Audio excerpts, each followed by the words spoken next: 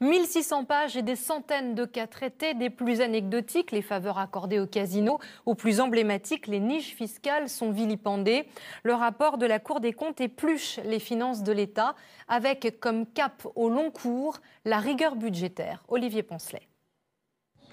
Dans les 1600 pages du rapport rendu public par la Cour des comptes, on trouve toute une série de conseils pour parvenir à l'équilibre des comptes publics.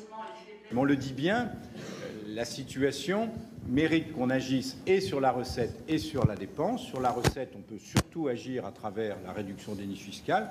Sur la dépense, il faut ralentir l'évolution de la dépense publique. Pointé du doigt en matière de dépenses, la Banque de France et son organisation vieillotte.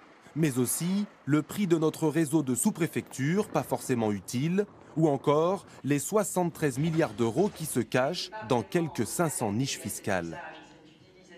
Si un certain nombre de niches fiscales sont effectivement plafonnées ou rabotées, à côté, il y en a d'autres qui prospèrent.